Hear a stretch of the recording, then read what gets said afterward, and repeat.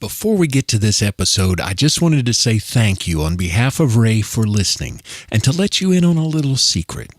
You can now get the entire Depression Baby audiobook for free at raybyrogers.com/audible. That's AUDIBLE.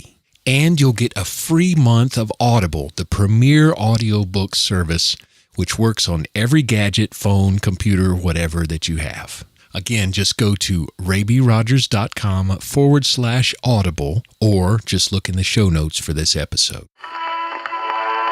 Depression Baby. Stories about growing up in Appalachia and other things too.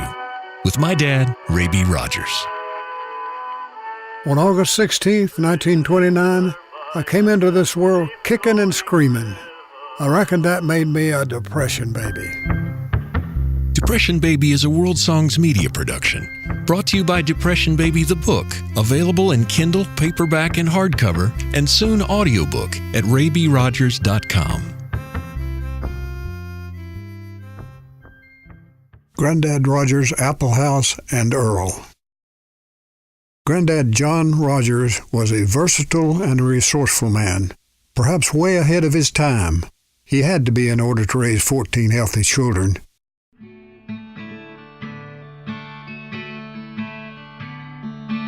You have heard, an apple a day keeps the doctor away.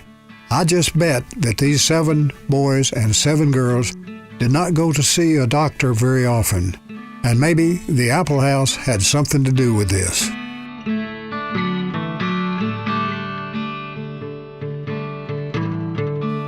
I do not remember that the other farms in the area had an apple house, so I believe that this building was unique. Other farms had a barn or two, a corn crib, a smokehouse, maybe a chicken house, and a dog house. And all of them had a necessary house, but that's another story.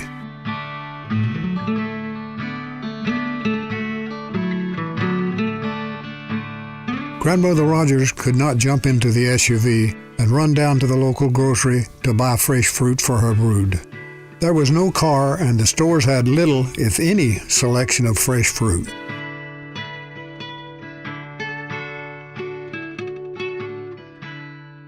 The Apple House was a frame building about 12 to 15 feet wide and maybe 20 feet long. The walls were at least 12 to 15 inches thick and were filled with sawdust, the great insulator of the time. The sawdust-filled walls kept the apples from freezing in the harsh winters of the mountains and also kept the heat from rotting the apples. There were shelves about 3 feet deep all around the interior of the apple house, and crates of apples filled the little house from the floor to the ceiling, and there was a rich smell of apples.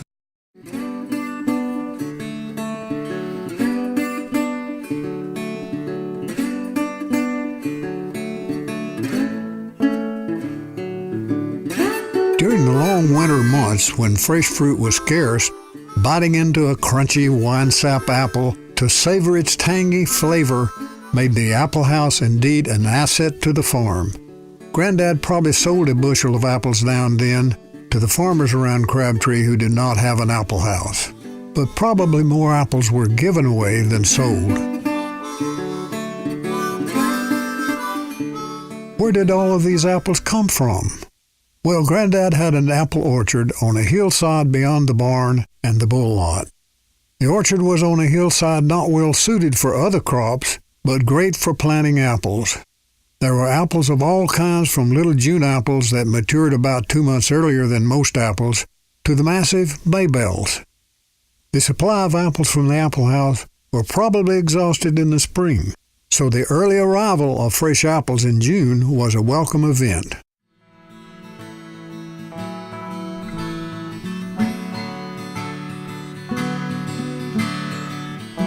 The Maybells, as I remember, were almost as big as a grapefruit and was flattened at the poles. There were also the dark red Roman Beauties, Starks, Red and Yellow Delicious, and many other varieties.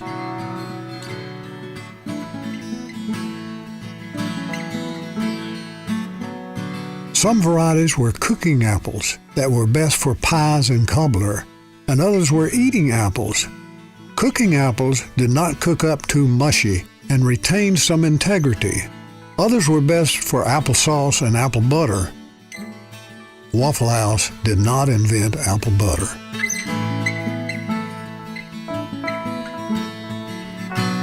And then there were the applesauce layer cakes, a delicacy not known to most of modern mankind, but recognized by my niece, Sherry Hyatt Wade. This was her wedding cake when she married Dale. I must say that it was the best wedding cake that I have ever devoured. But the Rogers clan were not the only ones who appreciated the Apple House. There was a horse, I believe his name was Earl, and he was some kind of smart horse.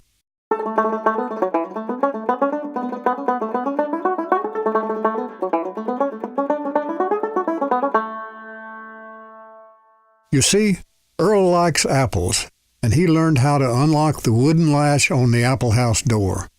Old Earl would then stick his head into the Apple House and help himself to the tasty morsels. Granddad then added a second latch, and Earl soon learned to open both.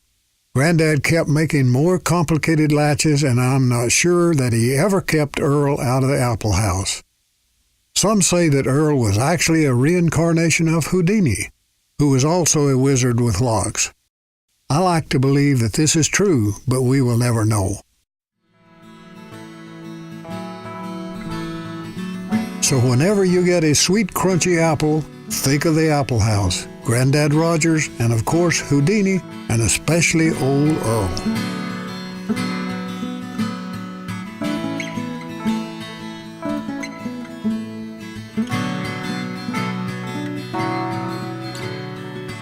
We hope you enjoyed listening to this episode of Depression Baby. And if you did, my dad has one important request. If this podcast brought a little smile to your day, would you please consider right now subscribing for free to the podcast and kindly leaving a nice 5-star rating and review on iTunes. You can make the difference in getting Depression Baby in front of a wider audience and help preserve this disappearing legacy. Also, you can get the entire audiobook of Depression Baby, the complete stories, for free at raybyrogers.com/audible. That's AUDIBLE. Thanks to our audio and musical contributors, including our friend Lobo Loco.